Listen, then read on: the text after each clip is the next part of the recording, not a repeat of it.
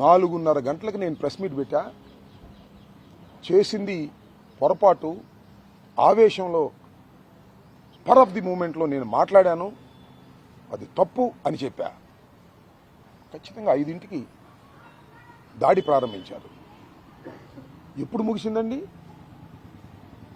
12 తర్వాత ముగిసింది.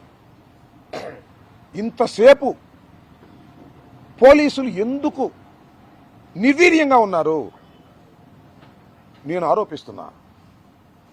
వాళ్ళు నిర్వీర్యంగా ఉండటానికి కారణం మీ ఆదేశాలు, మీ అబ్బాయి ఆదేశాలు. కాదంటే చెప్పండి సార్.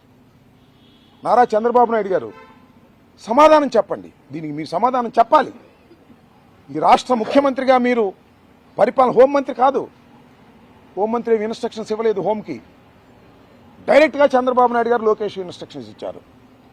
మీరు కాముగా ఊరుకోండి 7 గంటల సేపు, అక్కడ పని సమాప్తం అయిపోతుంది. ఇల్లు తగలేసేస్తారు, బరం చేసేస్తారు కుటుంబాన్ని అనేటువంటి సందేశాలు మీరు ఇచ్చారనేది నా అభియోగం. కాదని చెప్పండి. చాలా చూసాం దాడులు. ఈ రాష్ట్ర రాజకీయాల్లో ఆవేశంగా నిర్ణయించుకున్న దాడులు నేను చూసాం. మా ప్రభుత్వంలో చూసాం, మీ ప్రభుత్వంలో చూసాం. వాటి నేచర్ ఏంటి? టకటకా ఒక 50 మంది, 100 మంది, 200 మంది వచ్చేస్తారు, టపటకా కొట్టేస్తారు, కార్లు దోషం చేసేస్తారు, పోలీసులు రాగానే పారిపోతారు. ఇది ఎక్కడిది? 5 గంటల నుంచి 12 గంటల వరకు పోలీసులు కూడా ఇక్కడే ఉన్నారు. మొత్తం చుట్టూరా పోలీసులు ఉన్నారు. నన్ను పోలీసులు తీసుకెళ్లారు. పోలీసులు ఏం మాట్లాడరు, లాఠీ జులిపించరు. జులిపిస్తారు ఎవరి మీద? వైఎస్ఆర్ కాంగ్రెస్ పార్టీ కార్యకర్తలు ఎవరన్నా వస్తున్నారేమో అని ఆ చివరి నుంచి జులిపిస్తారు. ఇదిగో ఇక్కడ నుంచి జులిపిస్తారు, లేదా సిద్ధార్థ నగర్ గేట్ దగ్గర జులిపిస్తారు. ఉన్న వైఎస్ఆర్సీపీ వాళ్ళు వస్తుంటే వీళ్ళని అటాక్ చేయడానికి వస్తున్నారేమో, రాంబాబు గారిని రక్షించడానికి వస్తున్నారేమోనని అక్కడ వాళ్ళని కొడతారు.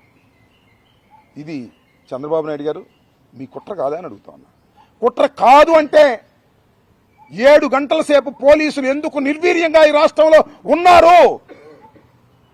ఒక మాజీ మంత్రి ఇంటి మీద దాడి చేస్తున్నప్పుడు, పెళ్ళాం బిడ్డలు ఉన్నప్పుడు ఎందుకు మీరు నిర్వీర్యంగా ఉన్నారు చెప్పమని నేను అడుగుతా ఉన్నా. దీనికి సమాధానం చెప్పండి. చెప్తున్నారు కదా కాకమ్మ కథలని రోజు చెప్తున్నారు మీరు. దీనికి సమాధానం చెప్పమని అడుగుతా ఉన్నా ఈ రాష్ట్ర ముఖ్యమంత్రి నారా చంద్రబాబు నాయుడు గారిని.